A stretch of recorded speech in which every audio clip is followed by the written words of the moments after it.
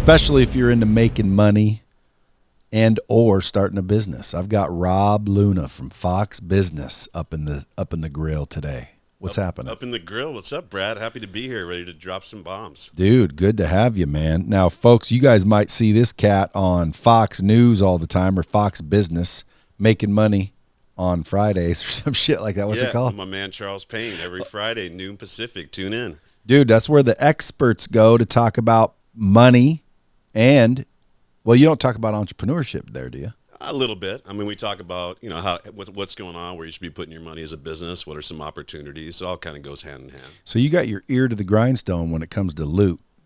Yeah, I mean, I've been doing it all my life. Right? I started as a risk analyst at 19 for Waterhouse. I'm a little older than 19 right now. Been trading stocks, worked for a few hedge funds, started my own firm in '02. Which I just sold majority interest to a publicly traded company in January. Ching ching. Did you get a big payday? Got a nice payday, but I also got a nice divorce that took a little bit of that payday. That's all right. Yeah, you know how it goes, buddy. You know why they're expensive? They're expensive. Yeah, do you know why? Why is that? They're worth it. That's true. But you know what you're doing. You went to Wharton, Yeah. where the old Prez went to. Yeah. You've been educated. Educated a little bit. Yeah. Did you get educated on finance? Actually, my undergrad was in psychology originally, media studies also. Then I went and did business school at Wharton, UCLA Anderson. I've got an MBA from there, and I spent some time internationally at the National University of Singapore, where I've got an MBA from there in Asian economics. You like school then? It's one of those things, Brad. I like education. I like knowledge, right? I think how you obtain that knowledge doesn't necessarily have to be that traditional path. Being in finance, working for a big firm, it's kind of the prerequisite, and that was kind of the path that led me out of poverty as a kid with education. But how you get that education, I don't think that matters as much as it is just to get it. That's right. Now, how did you get your job on Fox Business? Yeah, so I wrote this book about, I guess, 10 years ago, and it was one of those things where I went, Dan Kennedy, you know Dan Kennedy? Yeah. He talks about the ACE strategy, authority, celebrity, and exclusivity, and I didn't have any celebrity. I was working on my authority, and I definitely didn't have any exclusivity. So, Dan told me to write a book, so I wrote a book. I won't even mention the book because I don't love the book, and then he said, hire yourself a publicist. So flew at the time I built the firm out in Scottsdale, flew out to Manhattan, went on a book tour, and they didn't really get me much out there, but the PR guy said, hey, there's someone at Fox that dropped out. They need someone that can go on and talk about stocks. Can you do it? Of course I can. Show up, did a pretty good job. Producer called me after, kind of histories from there. Wound up doing some gigs with CNBC, Bloomberg. I still do CNBC for Asia, but I do Fox every Friday now. And you got your lovely with you. There she is. We should interview her next. She looks like she's on the show 100. The 100. So, do you think people that are sitting out there with like $5,000 have a shot?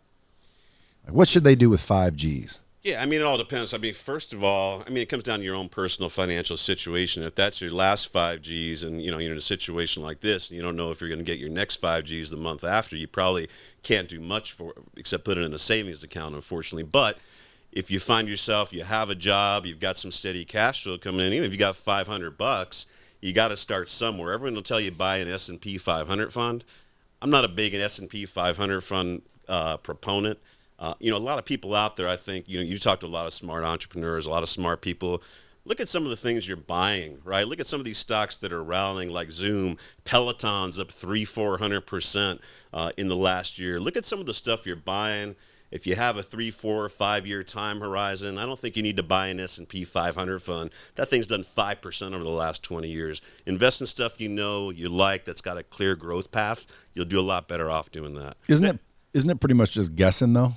I don't think so, right? I think look at Amazon. I've owned Amazon personally for about 15, 16 years. I think the writing's been on the wall for a long time that they're going to be laying companies to waste, and that's a company that the stock market, Wall Street in general, is given a pass to because they knew how large of a value proposition that Bezos has. He was able to execute time and time again. And that's another thing. If you put, what is it, $10,000 into Amazon 10 years ago, something like $10 million today. So really, yeah, it's done reasonably well, you could say, investing in Amazon. So find some of those things you like. What do you think the new Amazon is? Well, we've been talking about this a lot on Fox, so what we've seen going on for a long time is this digitization of our economy that's really been expedited by COVID, right? Everyone's been stuck at home.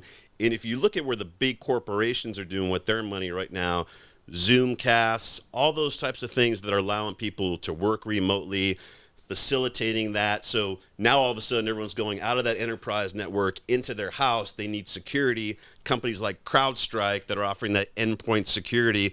Those are two names, Zoom, CrowdStrike. I think those are names of the future. Of course, not a recommendation to go out and buy anyone, but those are the things you have to think of, because when we talk about, everyone's talking about travel and leisure coming back. I think this is a structural change to our society. I deal with private companies, public companies all the time. You know what, Brad? They're seeing that their balance sheet is improving without sending people on these junkets out, unfortunately, to Vegas to travel. Travel budgets are minimizing and their profit margins are increasing. So they're seeing now, like, hey, we don't need to travel. We don't need to spend hundreds of millions of dollars on conferences.